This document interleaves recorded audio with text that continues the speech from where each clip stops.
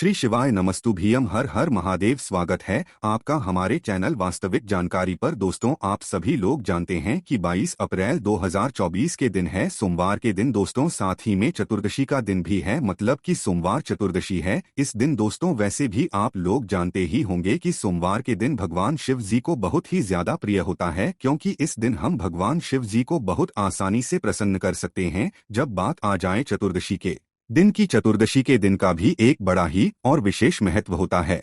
और जब सोमवार और चतुर्दशी एक ही दिन पर पड़ जाए तो भाई इससे अच्छी और बड़ी बात क्या, इस दिन का महत्व और ज्यादा बढ़ जाता है, जो कि यहाँ पर 22 अप्रैल के दिन आने वाला है, सोमवार चतुर्दशी का बड़ा और विशेष दिन। तो दोस्तों, इस दिन आप लोगों को 7 लोटे जल वाला उपाय जरूर करना चाहिए। अगर आपकी कोई ऐसी मनोकामना है जिस मनोकामना के लिए आपने सारे उपाय करके देख लिए, सारे कहने का मतलब है कि भाई आपकी कोई मनोकामना है, आपने उसके लिए व्रत भी कर लिए, आपने उसके लिए सारे उपाय भी करके देख लिए, पर जब भी आपकी वह मनोकामना पूरी नहीं हो रही है तो उस जगह पर दोस्तों आप लोगों को ये 7 लोटे जल वाला उपाय करना चाहिए। कुछ उपाय ऐसे हैं जो कि पंडित जी ने अपने पहले की कथाओं में बताए हुए थे, पर वो वाले उपाय आजकल आप लोगों को कोई नहीं बताता है, जिसकी वजह से आप लोगों को उन उपायों के बारे में पता ही नहीं चल पाता है। पर दोस्तों, जो पहले पंडित जी ने उपाय बताए हैं ना, उनका भी फल आपको बहुत ही जल्दी मिलता है और बहुत बड़ा होकर मिलता है, क्योंकि वो उपाय भी पंडित जी ने शिव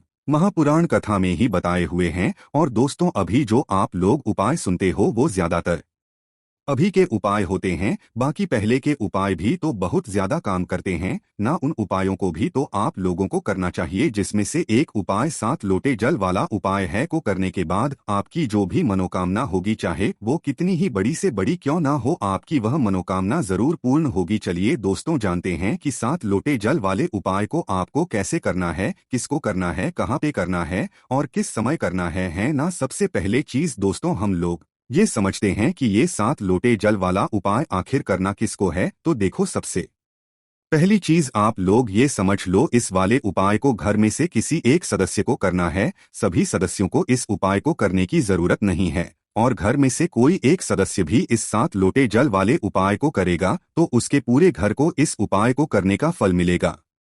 अब ये 7 वाले उपाय करेगा कौन? पूरे घर परिवार में से। तो देखो, मुख्य रूप से हम आपको हमेशा बोलते हैं कि घर की लक्ष्मी कौन होती है? घर की बड़ी माताएं बहनें होती हैं।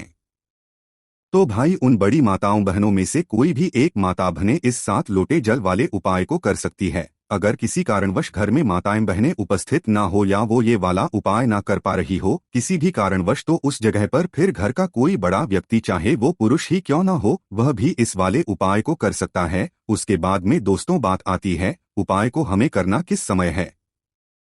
तो देखो, 7 लोटे जल वाला उपाय मतलब इस उपाय में जल शिवजी की शिवलिंग के ऊपर चढ़ रहा है। तो ये उपाय तो सीधी सी बात है, सुबह के समय ही होगा, शाम के समय प्रदोष काल में नहीं होगा। क्यों नहीं होगा? क्योंकि शाम के समय दोस्तों सभी मंदिरों में जो है ज्यादातर जल नहीं चढ़ाया जाता है, क्योंकि उस समय भगवान शिवजी का श्रृंगार हो चुका होता है, भगवान शिवजी आनंद में बैठे हुए होते हैं। इस वजह से तो इस 7 लोटे जल वाले उपाय को आपको सुबह सुबह ही करना है। कितने बजे तक कर सकते हो? सुबह 10, 11, 12 बजे तक भी करोगे तो भी कोई दिक्कत वाली बात नहीं है, पर जितना जल्दी सुबह उतना जल्दी आप लोग इस उपाय को करने की कोशिश करना। अब दोस्तों बात करते हैं और समझते हैं कि आखिर इस 7 लोटे जल वाले उपाय को आपको करना कैसे है। तो देखो, उपाय सुनने में तो आसान लग रहा है, पर दोस्तों उसको समझना है, जरूरी है। उपाय को थोड़ा समझने वाली बात है, तभी आप उपाय कर पाओगे और तभी उपाय का फल ले पाओगे। हमने आपसे बोला कि आपकी वो मनोकामना, जिस मनोकामना के लिए आपने सारे काम करके देख लिया अपनी तरफ से, तो आप कोशिश कर रहे हो, उपाय भी कर लिए, व्रत भी कर लिए, पर जब भी आपकी मनोकामना पूर्ण नहीं हुई है, ये वाला उपाय कर लेना, आपकी मनोकामना जरूर पूर्ण हो जाएगी। ठीक, तो अब इस वाले उपाय में करना क्या है? 7 लोटे जल वाला उपाय है, नाम में ही समझ आ रहा है। 7 लोटे जल हमें इसमें लेना पड़ेगा। पर दोस्तों, ये जो 7 लोटा जल है ये हम लेंगे कहाँ से? एक साथ तो हम अपने हाथ में ये 7 लोटा जल लेकर नहीं जा सकते। तो दोस्तों, इसके लिए आप लोग अपने साथ में कोई ऐसा पात्र रखें जिसके अंदर 7 लोटा जल बन जाए। कहने का मतलब है कि कोई एक बाल्टी रख लें, अच्छी वाली, शुद्ध वाली, उस बाल्टी के अंदर आप इतना जल भर लें कि वह आपका 7 लोटा जल हो जाए। उस बाल्टी के साथ में, उस बाल्टी मतलब उसे तैयार करके अपने साथ में खाली लोटा भी आप लोग रख सकते हो। वह खाली लोटा आप चाहो तो भरकर भी रख सकते हो, मतलब 1 लोटा आप अपने साथ में लेकर जाओ, बाकी का 6 लोटा जो जल है वो आप अपनी बाल्टी में या किसी भी एक पात्र में तैयार करके लेकर जाओ ताकि आप लोग अपना उपाय पूरा कर सको। ठीक है, देखो ये 7 लोटा जल तो आप लोग तैयार कर लोगे, पर इसके साथ में आपको रखनी है अपने साथ में एक बेलपत्री भी। अब ऐसा आप प्रश्न मत करना कि भाई ये बेलपत्र ना मिले तो हम क्या करें। देखो आपको अपने ही तरफ से इस बेलपत्र को लेकर जाना पड़ेगा। अगर आप लोग इस वाले कर रहे हो तो क्या करना है, इस उपाय में हमें सिर्फ 2 चीजों की ही आवश्यकता होगी।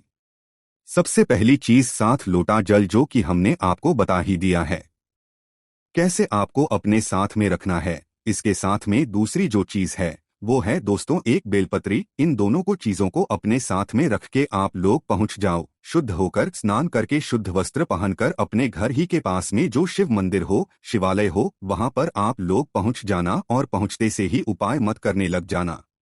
पहले जाकर भगवान के दर्शन करना, भगवान से आशीर्वाद प्राप्त करना, भगवान को धोख देना। उस बाद में दोस्तों अब आप लोगों को क्या करना है कि शिवजी की शिवलिंग के पास में आना है।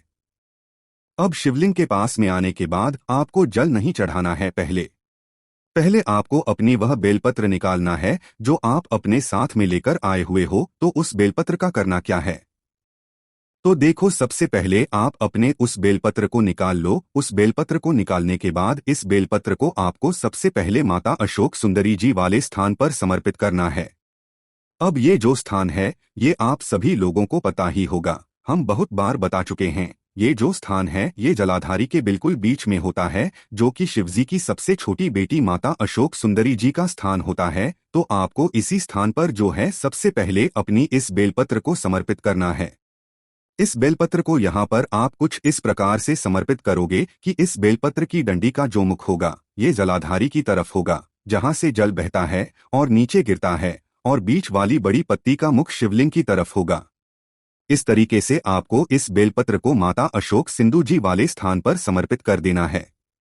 और कितनी देर समर्पित रहने देना है, क्योंकि इस बेलपत्र को आपको वापस से उठाना भी है, तो आप 5 सेकंड तक जो है इस बेलपत्र को माता अशोक सुंदर जी वाले स्थान पर समर्पित रहने देना है।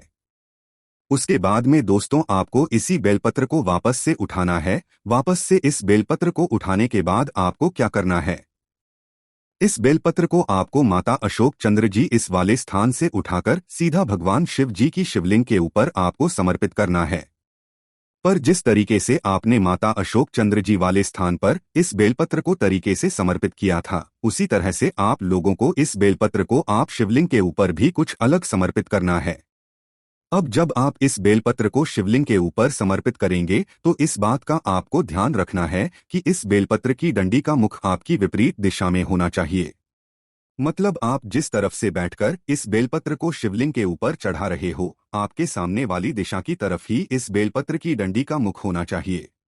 मतलब इस बेलपत्र की बीच वाली बड़ी पत्ती का मुख आपकी तरफ होना चाहिए। इस प्रकार से आपको इस बेलपत्र को शिवलिंग के ऊपर चढ़ाना है। दोस्तों ये जो बेलपत्र है ये एक ही बेलपत्र है, 2 बेलपत्र नहीं लानी है आपको।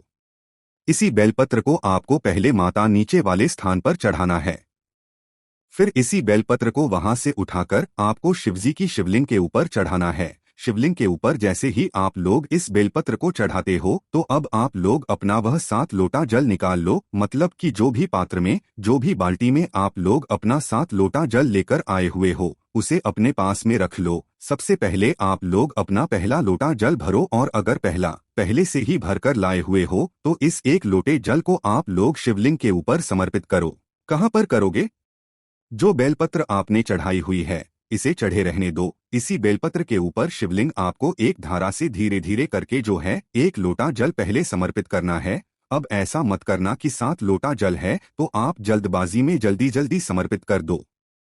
7 लोटा जल भले ही है, पर इस 7 लोटा जल को आपको एक धारा से धीरे धीरे करके ही समर्पित करना है। तो अपना पहला लोटा जल भरना और उसी शिवलिंग के ऊपर इसी बेलपत्र के ऊपर एक धारा से धीरे धीरे करके समर्पित कर देना, और भगवान शिव जी के नाम का जाप भी करते रहना साथ में। इसके बाद में दोस्तों दूसरा लोटा जल भरना, फिर तीसरा लोटा जल भरना, फिर चौथा, फिर पांचवा, फिर छठवां और फिर सातवां लोटा जलना। इस तरीके से आपको ये 7 लोटा जल अपनी ही बाल्टी में से भर भर के शिव जी की शिवलिंग के ऊपर, इसी बेलपत्र के ऊपर एक धारा से धीरे धीरे करके आपको समर्पित करते जाना है। जैसे ही आपका 7वां लोटा जल चढ़ जाए, उसके बाद में आपको शिवलिंग के पास में बैठना है। 2 मिनट बैठो, 5 मिनट बैठो, उसके बाद में भगवान के नाम का जाप करना है। आपकी जो भी मनोकामना हो, मनोकामना के लिए आपको भगवान से प्रार्थना करना है, विनती करना है, अपनी मनोकामना जरूर बोलना है। अपने इन 7 लोटे जल को चढ़ाने के बाद अब दोस्तों जो अगली बात आती है, क्या ये उपाय यहाँ पर पूरा हो गया? नहीं, अभी उपाय नहीं हुआ है। 7 लोटा जल चढ़ाने के बाद, भगवान से अपनी मनोकामना बोलने के बाद, विनती करने के बाद आपको जो है इस बेलपत्र को शिवलिंग के ऊपर से उठा लेना है। भगवान से मतलब आशीर्वाद को लेते हुए, भगवान से प्रार्थना करते हुए इस बेलपत्र को आप शिवलिंग के ऊपर से उठाकर भगवान को धोख देकर इस बेलपत्र को सीधा अपने घर पर लेकर आ जाओ। इस बेलपत्र को जैसे ही आप लोग अपने घर पर लेकर आ जाते हो, अब आपको करना क्या है? इस बेलपत्र को भगवान का आशीर्वाद स्वरूप समझकर इसको अपने घर में रखना है, पर हमेशा नहीं रखना है। दोस्तों, इस बेलपत्र को आप लोगों को अपने घर में या तो 11 दिन रखना है या तो 21 दिन रखना है। अब यह आपके ऊपर है कि आप इस बेलपत्र को अपने घर में कितने दिन तक रखना चाहते हैं। आप चाहे तो 11 दिन भी रख सकते हैं, आप चाहे तो 21 दिन भी रख सकते हैं। अब दोस्तों, जैसे ही 11 दिन हो जाते हैं, जैसे अगर आपने 11 दिन रखी है और 11 दिन हो जाते हैं, आपने 21 दिन रखी है और 21 दिन हो जाते हैं, तो इसके बाद इस बेलपत्र का क्या करना है? तो देखो, 11 दिन हो गए या 21 दिन हो गए, जितने भी लिए आपने इस बेलपत्र को अपने घर में रखा हुआ होगा, तो भाई इस बेलपत्र को अब अपने घर से भी उठाना है आप लोगों को, और किसी भी ऐसी जगह पर जाना है जहां पर जल बह रहा हो, मतलब किसी भी पवित्र नदी के जल में आपको जाना है। जो जल बह रहा हो, थमा हुआ ना हो, रुका हुआ ना हो, वो जल बह रहा हो, उस बहते हुए जल के पास जाना है और उस बेलपत्र को अपने उस बहते हुए जल में प्रवाहित कर देना है, समर्पित कर देना है। और जैसे ही आप लोग इस बेलपत्र को उस बहते हुए जल में प्रवाहित कर दें, समर्पित कर दें, भगवान से अपनी एक और बार प्रार्थना बोल देना, अपनी मनोकामना भूल देना। वैसे दोस्तों, आपकी उस दिन से ही शुरू होना शुरू हो जाएगी जिस दिन से आपने इस उपाय को किया होगा, और जिस दिन आप इस बेलपत्र को मतलब बहते हुए जल में प्रवाहित करेंगे, उस दिन तक हो सकता है आपकी मनोकामना भी पूर्ण हो जाए, पर थोड़ा बहुत देर भी हो सकता है। पर आप लोग उपाय को पूरे मन और पूरे विश्वास से कीजिएगा, आपकी जो भी मनोकामना होगी वो पूर्ण जरूर होगी। बस दोस्तों, यहाँ पर ये वाला उपाय पूरा हो जाता है। बाकी दोस्तों, इस उपाय करने में अगर आपको कोई भी दिक्कत समस्या आती है तो कमेंट करके पूछ सकते हैं। श्री शिवाय नमस्तुभ्यम। हर हर महादेव।